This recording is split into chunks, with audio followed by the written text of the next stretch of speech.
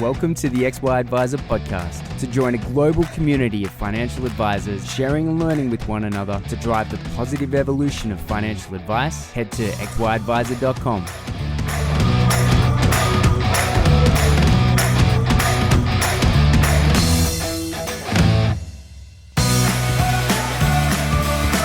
This episode is proudly sponsored by Integrity Life. If the last few years have taught us anything, it's that life is unpredictable, which is why you need to work with a partner that's flexible and loves to collaborate.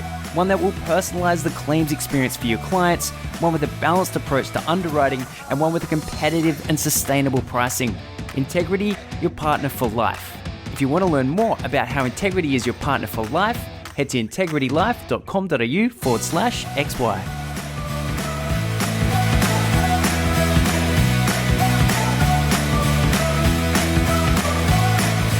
Hello and thanks for joining us on the XY Advisor podcast. I'm your host Fraser Jack, and today I'm hanging out with one of my favourite people in the world, Tim Henry. Welcome. G'day Fraser, how are you going? Very good, very good. Now we've spent a bit of time together over the last few months and on different projects that we've been working on. So it's great to finally let's talk about it in public on a podcast. Yeah, well the funny thing is we've been learning to do the podcast from you, and now I get to see it in person. This is good. Well, full circle. But do you want to let's start with you. Do you want to give everybody a quick overview of yourself and what you're doing? Yeah, so we've got a business in Melbourne, Spire Planning, and we have 3 other staff. I'm the only advisor at this stage. We've got one of the guys in our team, Leandro, is on the way to becoming one, just doing the mountains of study that's required. And look, we really targeted our business at families. That's where we do a lot of our branding. We do still attract retirees, and really on the basis of, not just financial well-being, but overall well-being as well, and trying to give our clients that experience too. So it really enhances what they're doing and that they're clear about what they're doing and how it's going to contribute to their overall happiness. Yeah, fantastic. Now, let's go back in time a bit. When you started the business about 5.5 years ago, is that right? Yeah, so I went into financial advice in 2009, and I bought into a business with a guy I knew, looking ahead financial planning, and we were partners in that for maybe about 5 or 6 years, and then branched out in 2015 to start my own thing. Prior to that, I had way back, did a banking and finance degree. I worked in financial markets, foreign exchange, and that took me to Sydney as in my 20s. And when I came back from Sydney, I wanted to come back to Melbourne. All the financial markets offices had centralised up there, so there wasn't that many roles down here. And I ended up getting a job with Myer. At the time, their buying teams had established that their buyers were great negotiators, but they weren't too good at maths, and they needed financial people to sit with them and make sure they actually got the deal that they should have come to get, and not find out after they left the room that it wasn't that good. Yeah, this is a really interesting detour, I guess, on your behalf. But it's certainly, no, Maya are not going into financial advice, or not that I know of. But interesting to go into that retail space and really get stuck in. And obviously, that wasn't the only retail sort of job you had along the way. Talk us through that, what you learned from it, and where it took you. Look, what really was a great background, because coming in with a lot of financial nous, if you like. You're working. Retail's a really interesting game because you work with hardened retailers who are, they've been doing it for 40 years. They know so much about how consumers operate. I mean, you would just see a supplier come in with a product, and instantly, the old buyers would just go, no, it's going to be no good, or that's a winner. And either way, you might be scratching your head saying, really, I'm not sure about that.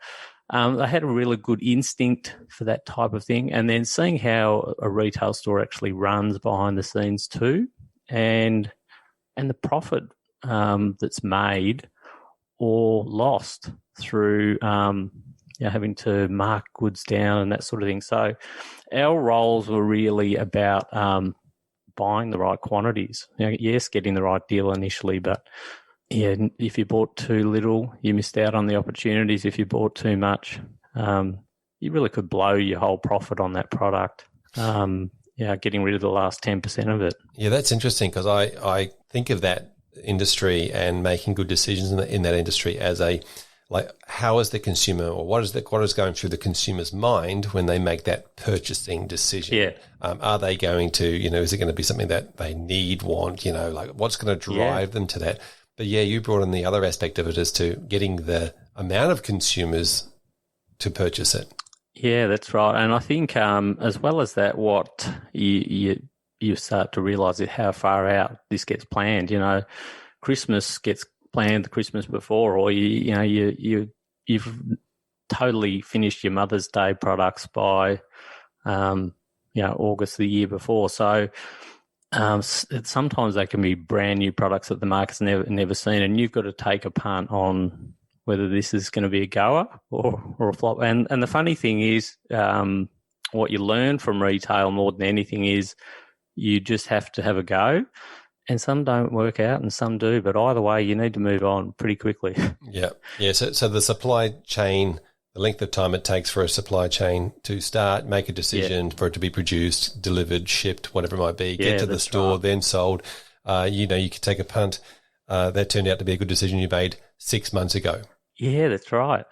And look, I think the thing that I really loved about the 10 or 12 years I had in that game was you really learn to look at the products not based on your taste. The product will get put on the table, and it was often a thing, these buyers are getting paid a lot of money. Would it be something they'd buy? No, but they're putting it in a retail store, mass market. So you start thinking about your consumers, what their needs are, and what boxes this ticks. It's not just always price.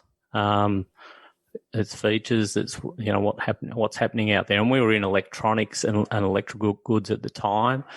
It was a pretty boom time then, like in the late 90s, early 2000s. So if you can think back that far, all the amazing technology that's now just all in a phone.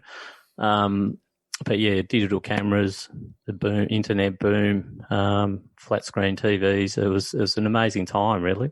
Yeah, fantastic. And you've been able to bring that knowledge of retail consumer behaviour to your planning business. Yeah, I've really tried to, and it's interesting because I think in a lot of ways it's no different. It doesn't really matter what you're selling or what your service is. The consumer has needs. And you need to come up with creative ways to communicate the solution that you can provide. And how do you do that? It's got to hit them on some emotional level to do that. And it's no different with if you use the retail analogy, you're going to put a catalogue in someone's letterbox, and you've put products in there. They've got to be motivated enough, or in the old days, probably not anymore, they can get on their computer and buy it, but they had to be motivated enough to actually drive to the store and maybe purchase that product. So same thing, got to motivate someone enough to think that this could be for me. Yes, I think it's very interesting that, and we've come from an industry where a lot of these names were given to us, right? Like, we're doing risk, or we're doing superannuation. Well, these are all terms that have been presented to us by based on the end product, and really now we're starting to come around and say, well, actually, no. What does the consumer's need? What is the consumer's decision-making process? What is going through their head at the time that they're making those decisions? Well, it's really funny you say that, because even with all that knowledge, a dozen years doing that week after week, when I came into financial advice, I also fell for that trap starting to talk at these terms. And do you know a guy called Dan Gregory? He's a marketing guru. He was on the Gruen transfer quite a bit. Not sure, no. And I saw him speak at a financial planning conference probably about 10 years ago. And I went up to him afterwards and I said, we're really trying to get our marketing going. We're really trying to get our social media going. But, the products are pretty boring. I'm struggling with the content. And he just looked at me and he said, you guys just don't get it. It's not about that. It's about what it does for the consumer. What's it going to do for their life? Talk about that. Don't talk about what you do. And it was like this not only a penny dropping moment for me on that front, but also a bit of a smack in the face, because I was like, how did you forget this? You were back there doing it like only in a matter of years ago. So I think we're all fall for it because we spend so much time analysing and doing that work to then put our marketing hat on and look at it from a different viewpoint. It's not always easy. Yeah, it's interesting. That Gruen transfer was a great show. I remember picking up something from I can't remember if it was Todd or Russell, talking about insurance and said, people don't buy insurance, they buy reassurance. I'm like, bing, of course. Yeah, that's right. Of course. Exactly. Why are we getting stuck in this jargon? Exactly the same thing. Very good. Now tell us about the business. So you set that up. It was just you. Talk us through that moment. Yeah, so that was a bit of a leap of faith. And probably, my approach, what I learned from retail about just have a go and work out if it works or not later on, has got me into a bit of strife at times because I've taken risks that maybe were a bit over my head. But, at that stage, I just decided to do it. Yeah, and then I think in each of these phases, we've grown, and then we've had another crack, and, maybe we were up to our neck a little bit, and then we grew again. And so it's probably been a series of those types of things. But what I had done when I came into the business is I was sick of clients coming into us nearly sort of saying, look, give me the secret manual that tells me how to unlock all this stuff. And, I sort of got, and we got compliance beating us over the head saying, what are their goals and that sort of thing. And so it was like there was from the consumer side, they weren't coming in with goals, and it was like we were expected to, make these goals appear. So I started a little program called the Dreamcatcher program, which was just something we could put clients through, which would help inspire them to just get some things down on paper about their life. And we tried to leave money out of it, just to get dreams and aspirations down. And it hasn't always been totally smooth and as we'd want it to work out, but it's evolved into a really nice little difference, if you like, and a value add. But it really is helping us perpetuate that well-being aspect and putting those goals in front. So, we went in hard on that, and look, it's worked out really nicely. Yeah. Now this is a moment in your business that will never go back.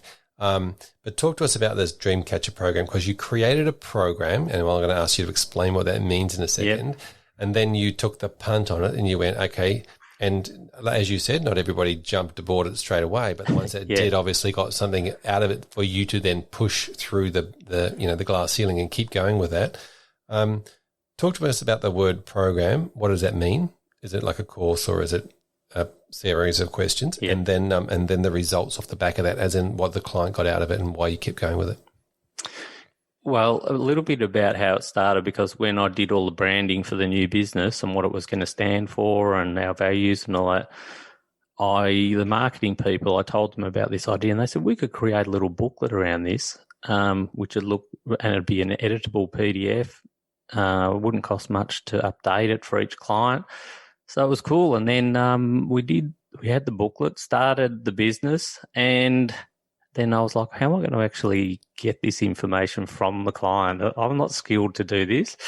And so it sat on the shelf for, maybe nearly a year. And then I came across a lady by the name of Amanda McMillan, and I met her at a Business Chicks event. and she runs a company called Well and You, doing corporate well-being programs. And I said to her, I'd love to just bring this booklet to you. And she actually said to me, and when we met, she said, oh, yeah, we could just create a little program, maybe 2 hours, and we just get a number of people in the room, and then they'd come into your office and fill that booklet. I was looking at it like, oh, come on. You're telling me that the client, and you know how hard it is, Fraser, to get goals out of clients at times. It's like, you telling me they're just going to sit in front of you for 2 hours and then they're just going to come and spill their guts. But she was very clever at it, and they did.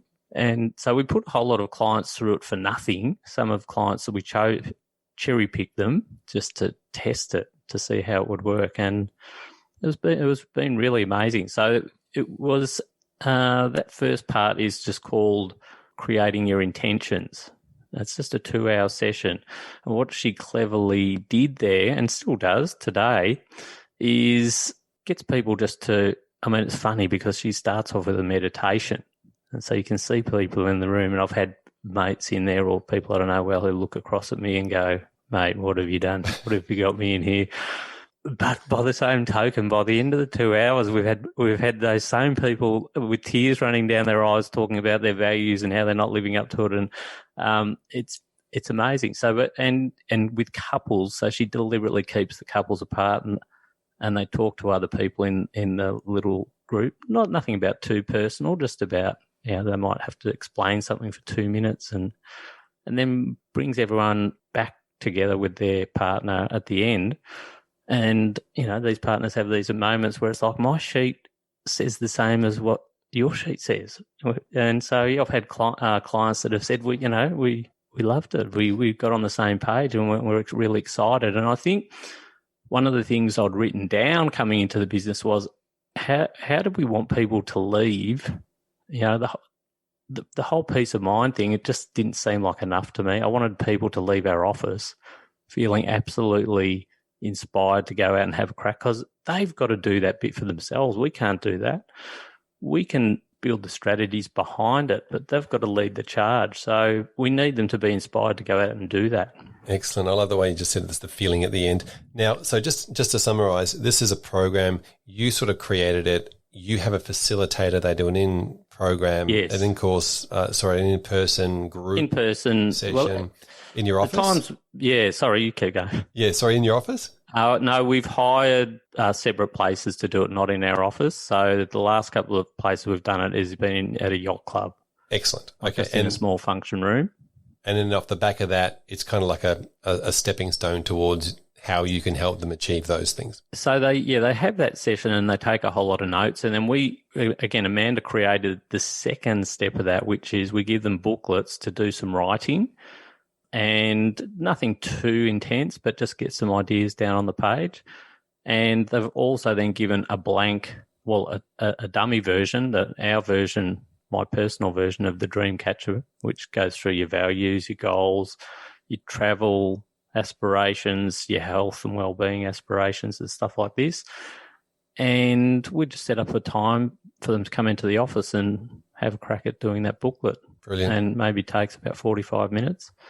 Interestingly, last year probably gave us the first perspective of saying we don't have to get people into an in-person room anymore. We could do this on a much bigger scale just through Zoom and do it more times per year, because that was the other challenge. You've got a handful of clients that maybe aren't really into it and are never going to do it. You've got other people that are time pressured, couldn't get the time off work or whatever. So, I think it's going to be exciting this year because we're going to have a go at doing it a few more times, but in a virtual setting. Yep. And before this, obviously, you want to try and get people in the room. Are you charging them? Are you giving it away? How's the financials work? How does she get paid for her work? Like, what's her? Yep. Yeah. So we initially started this thinking it was something we could charge for, and possibly even something that we would get the client to do before we sat with them to do financial advice with us. In a perfect world, you would do that. The reality is that was never going to happen. No one's going to. They've got they need that sorted out. They want you to fix something. And so where we got to with it is that we would offer it to our clients that are annual ongoing clients, and it was just packaged up as part of their fee that they would get an invitation to this every year. They can come and do it or not. So Amanda gets paid by us. Yeah, we pay her to do that. I think from memory, I think it probably costs about $200 a couple. Yeah, in total, when we worked out all the time involved from end to end, it was about $200 a couple. So it's not an insignificant investment. But when you think about, well, you're wanting to deal with these people for 10, maybe 20 years, to inspire them and to have some great goals for us to work with, seemed like a pretty good investment to me. Yes, and in the retailer world, they would call that what, total life of a customer, or total income from a life of a customer. Yeah, and I think as well, it probably helped them in a lot of ways then understand what financial advice could do for them, because it's all of a sudden, I see this is the biggest challenge, is people haven't got time to even think about their real intentions. What are they going to do? How much money do they need to do that? So the default plan is make as much money as I can because I haven't got a better plan. And once they do have a plan and they know what they want to do, in some cases you might say, well, you've already got enough money. So why are you working so hard, or why are you living the life you're living? And I think for them to be able to make those decisions means they come to us with far more intention about what they want to do financially. Yeah, fantastic. Now, I love the fact that it takes their goals and dreams and aspirations and values into account. And you're absolutely right. When it comes to the recommendations, it's all about relating it back to those things. I just want to go a little bit further on the idea that a lot of this is designed around the client experience and the way that the clients feel. You mentioned feeling at the way that they feel at the end, all those sorts of things. How much of what you do is all around making sure that client experience is catered for, not just obviously what the compliance part is the ticket to the game, but around that client experience piece? You look at a lot, and I wouldn't say we're even close to perfecting that. Everything we are doing though is designed around improving that for the client, not just from a marketing point of view or them understanding things, but just trying to make their life easier. I mean, I think we underestimate sometimes the value we can add just helping people be more organised in their financial life. That's not even advice. That's just feeling structured. So, we've designed packages for our ongoing clients as well on this basis. We have worked with My Prosperity a lot, and we're still tailoring our app on that. We've got our own version of that.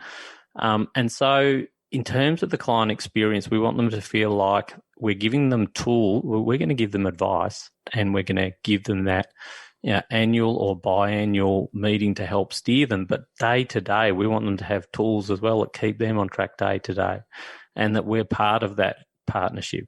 They've got a role to play and we've got a role to play. And I think that's just about building that infrastructure for them. Now, speaking of the infrastructure and the client packages, you've obviously then, off the back of that experience, designed these packages that you as a business can deliver. Do you want to talk us through the packages you've created and the interesting names you put with them? Yeah, cool. Well, funny you say about the client experience before, because I think it's not to say that we're not compliant and we're not focused on compliance. We all need to be compliant, and we all need to focus on SOAs and that sort of thing. But for me, if you follow that system rigidly, the client experience is as good as a statement of advice. And it's like, we just got to the stage of saying, is this as good as I guess? I mean, it's a horrible document. We hate doing it. The clients really hate sitting through it. So is this it? Is this the experience that we're going to walk away with? Clients hate paying for it. Yeah. And so in our whole infrastructure of it, it's like we've got to create a way to be compliant and create that document, yes, that stands as the advice. But we've got to have some documents or elements of what we deliver that go alongside that, that is more client friendly, gives a great experience for them and helps them understand exactly what they're doing and why they're doing it. So we decided to create, I think I read somewhere some research that talked about particularly the younger generations that are coming through don't want a whole chunk of advice thrown at them. They're going to come to you for bite-sized pieces. They're going to do it in their time. They're going to come and I think we're probably experiencing this anyway. They're more savvy in a lot of ways. They've read up, they've researched, and they're coming and saying, okay, now I only want to do this chunk. Don't talk to me about anything else. So we started to look at how could we provide this advice or offer it in a modularized way. And so what we came up with was some modules that, ideally, like we all want to do, we want to do the whole thing. We do this whole package called the Game Changer package, but it's made up of 5 or 6 modules. And, one day it would be great if we could actually just offer those modules singularly if people want to do it. And we'll get there eventually. We're probably not quite there yet. Yeah, so the modules we built in the Game Changer package are, we call one the Debt Eliminator. So that's simply about strategies to eliminate debt. Now, we're not getting too complex here. This is just simply running calculators to say, did you know if you had pushed a little bit more of your surplus money into this, it knocks this much off your loan? All we're wanting to do every year is just keep pushing forward. Savings builder, that's more the fun element. So we sort of dress that up as things that you could want to do in life with your family. You want to go to Disneyland one day or buy a holiday house or have those great holidays every year, whatever it is. It could be your fun money. It could be just investment security. It could be saving for your kids. We've got the education blueprint and we really singled that one out because through our research with people, we'd speak to them and say, what are the pressures you feel? And they'd say, well, we're so busy putting our kids through school, it's overwhelming all our other goals. We feel like we're going nowhere. So we thought, well, what if we created a module that allowed them to say to them, okay, well, your kids aren't at private school yet. So what about if you just started putting this amount away every month for the next X number of years? You're going to have that goal sorted out. So now you can flick some money at these other goals. So that's worked really well. The boring one, so-called boring one, called the protection process. And we deliberately called it that because it is. Let's not call it, it's life insurance and it's estate planning. And we deliberately just called it a process because it's just a necessity. And we've got the Dreamcatcher in there as well. We've got a Dreamcatcher for family-aged people. And then we're developing we've developed and developing one for retirees with a lady called Natalie Yanchitonsky from a company called Full Time Lives. And that's just a different sort of version that helps pre-retirees think about their retirement. So the modules sort of all work together as this package. And when we designed them, it was really about how is it going to make someone feel? So you ask the question, well, how does debt make you feel? Most people are going to say, I feel like I need to get further ahead. How's education feel? Well, we're not really sure. Have we got enough? The other one is Super Optimizer as well. Again, it's just in its infancy this year. It was really easy to design the program and what they all were. All the time's been spent in how we actually deliver it. And that probably took over a year, really. Yes, so something you're building and continually building out. I like the idea of creating those different sections from a consumer point of view. As if I'm thinking, the spokes of a wheel or whatever it might be, it's very easy to think, well, there's all these different areas and let's just work on one at a time. Is that sort of how you do it over a 12-month period, for example? Well, you can, or ideally the clients say, we want to work on all of it. I think what we've learned from it in delivering this as an annual review document, it's like you're sort of measuring progress in each of these pots. And it's really interesting because when they're doing really well in one but not so well in another, it starts to highlight that. Probably the classic is the estate planning one because, only 25% of people have an estate plan. And so you sit there after a couple of years and go, well, you're 8 out of 10 in all these areas, but you're still a 2 out of 10 in estate planning. And so it really motivates them to get it done. And we've sort of developed a process to help them do that too.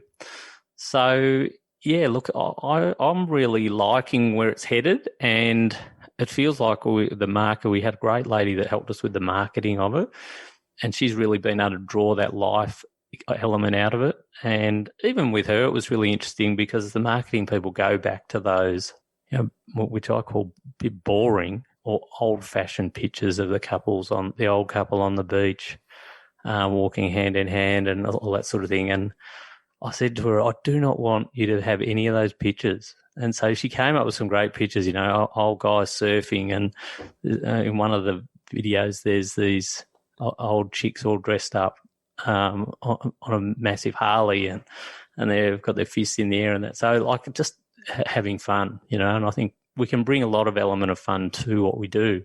Yeah, I think if you're exactly right. If I picture myself in retirement, it's probably me doing something crazy or naughty, or or doing something that matches my current personality, not the personality of the person in the picture. Yeah. Yeah. Now, I know that people are going to be thinking about, so with these modules, do you have set charges for each module, or do you charge that way? Is that easy We're to not do? yet. So I think probably to stress that we're not really at the position yet, even from a compliant point of view, where we've worked out how to do them separately. So we're pushing them out as a one package at the moment. And, to be honest, it's just standard financial advice that we're doing underneath the bonnet. It's just that we've helped the clients realize which room they're in when we're having this conversation, and that they're actually building momentum in different pockets of their life rather than one big overarching plan, which sometimes feels a bit overwhelming. I think in time, I would love to be able to offer that as a one-off module. I think you could understand, like even with the people that you have on the show and you've had on your other show, is there's so many compliance people out there that say, well, you're going to charge someone to talk about debt, like you don't do credit product or whatever it might be. So there's a lot of, I'm not sure we could unpackage it just at the moment, but I think it would be great to get there one day. Yeah. Now, you mentioned the 2 out of 10, 10 out of 10 scenario. Do you do that with the way they feel about how they're doing with that, or is it just their actual how much work you've done on it? Well, this is where it sort of ties in with the system. So we didn't just do that in isolation. We actually designed it with the Astute Wheel system, which does have a wheel, obviously, Astute Wheel, and it's in six components, and they label them a bit differently. The income plan and the retirement plan and that. So we wanted more fun names, but their system does send out a 5-minute survey questionnaire and get them how are they feeling in these areas, and then there's modules for building up in each one of those. So it's sort of like we've got the marketing version at one end, and we've got the actual tool that can deliver it at the other end. So we've sort of plugged them in together.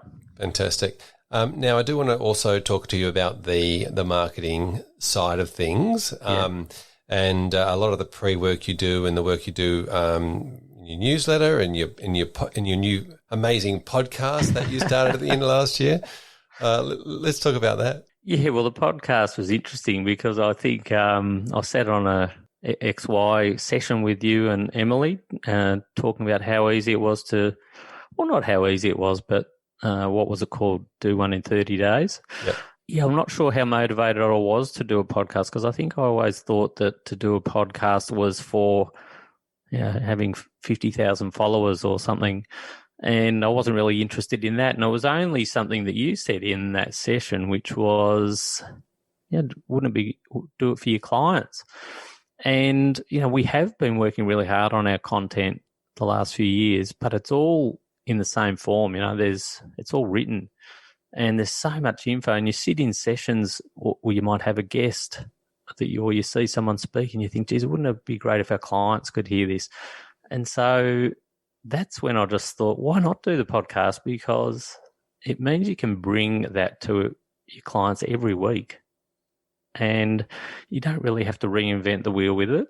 In some cases, in fact, I'm doing one tomorrow with another advisor, and we're simply going to talk about risk profiles.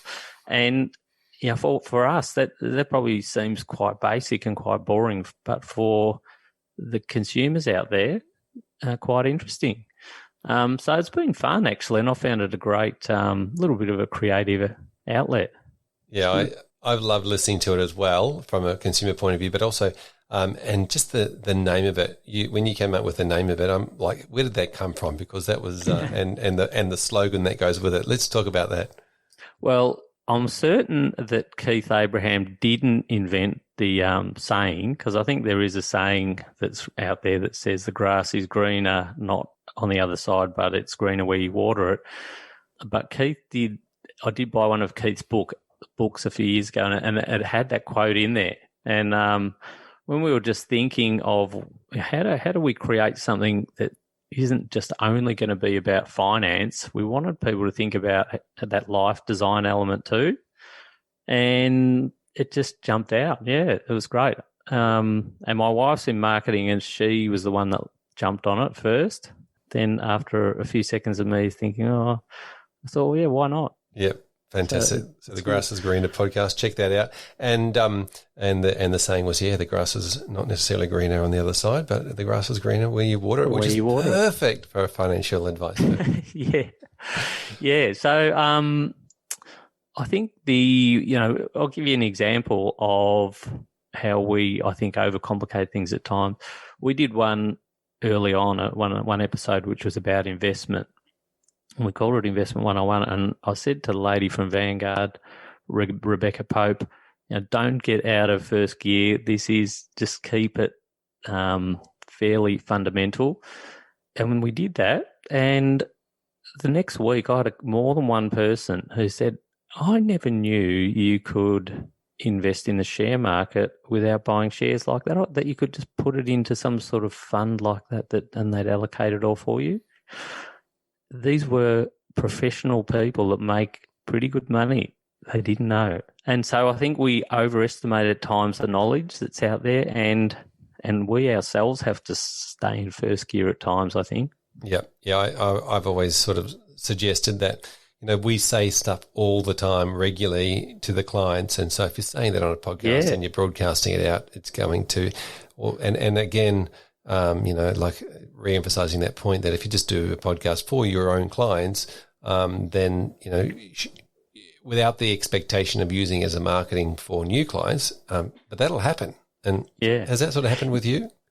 I think we're just starting to get that now where the podcast is getting out of our own network, and we're starting to hear from people that have heard of it or their friends told them about it or something like that.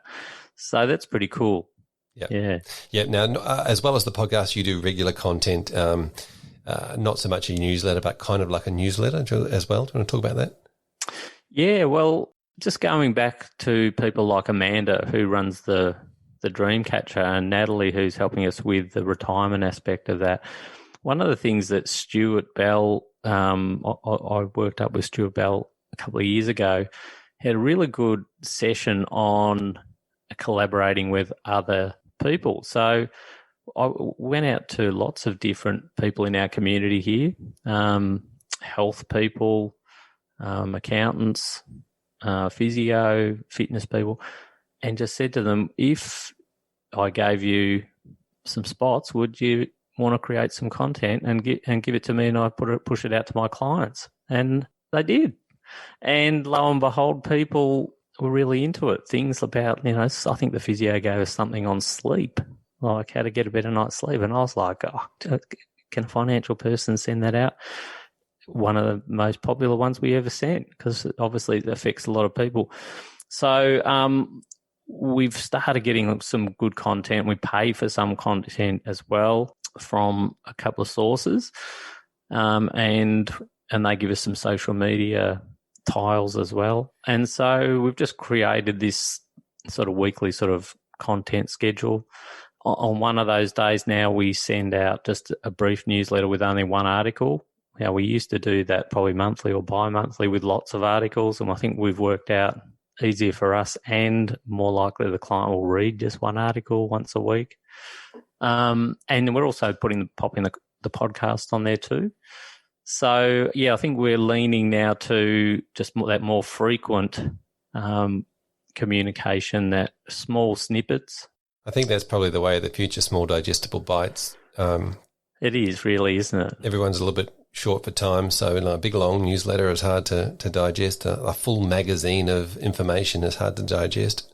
I'll even find that sometimes when I get a really good newsletter, it's like they might have 5 things in there, and it's like I really would love to read it, but I can't right now. And guess what? You never get back to it. Yep. So yeah, I think it's something we've just got to all continue to chip away at, and yeah, not overcomplicate it as well. Like sometimes we think as financial people we may be guilty of, we're going to create an article and I'm going to think of the smartest person in my mailing list and try and impress them.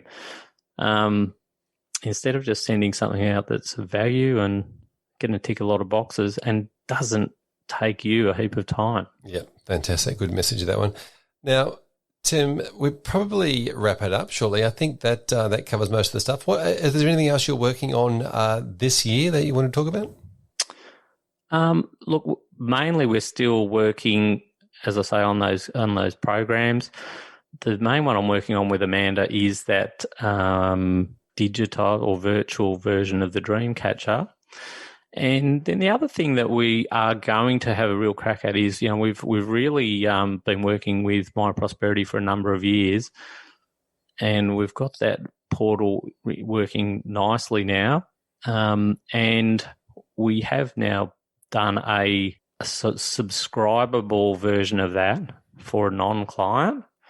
So they can subscribe to the portal for $35 a month and have the portal for their own use. And we're going to try and push that out because guess what? Don't give any advice. Yeah, I like that. And so these are people that we will have in our database that we still get to see the portal and maybe can interact with them and make a little bit of margin on that subscription based on what we pay for it compared to what we sell it for. And I think this is where, going back to that retailer element is what else can we have in our shop that, we talk about the cost of advice and that compliance aspect. What revenue can we generate outside that's still compliant? And I think if we challenge ourselves, there's a lot there. Yeah, so the advice is kind of like the big ticket item in a retail shop. Yeah, it is, yeah. So we were talking about this beforehand, bit of a funny one, but I worked with a lot of store managers at Myer and the types of things they would look at when before they open the store is, do we have men's underwear in stock? Do we have lipstick in stock? It was all the small things. Yes, they want the big ticket items, of course. They bring in a lot of money, they pay a lot of bills. But getting the mix right, not just having one. If you're getting a high traffic of doing something, those people are more likely to come back and buy the big ticket as well. There you go. Fantastic. Now, Tim, thanks so much for hanging out. If you want to comment or make some comments or chat to Tim, let's jump into the XY forum and ask away and get some conversation happening. Fantastic. Thank you, Tim. Appreciate it. Have a lovely afternoon. Good on you, mate. See you. Well, there you have it, another episode of the XY Advisor podcast. My name is Fraser Jack. I'm here with Emily. Hello. Hello. How you going? Very, very well, thank you. Now it's time for our quick shout out, and I'll hand it over to you. Who are we shouting out today? I am giving a massive shout out to XY member Craig Bigelow. He joined us for web event for the XY Plus community, the XY Plus Inner Circle this week, and absolutely crushed it. It was a classic case of peer-to-peer learning. One advisor jumping on, sharing a process and what he's done and what he's built in his business, in his risk-only business. His IP and so generous to share what he's done was phenomenal. And the chat box went off. advisors were super appreciative of what he shared, and it just, it was a wonderful session. So massive shout out to you, Craig. Thank you. Really appreciate it. Keep up the great work. There you go. Good on you, Craig. And if you know Craig, and let him know that his work has been appreciated. That was in the XY Plus membership. So if you want to be involved in those web events in the future, jump on that. And we will see you in the next episode.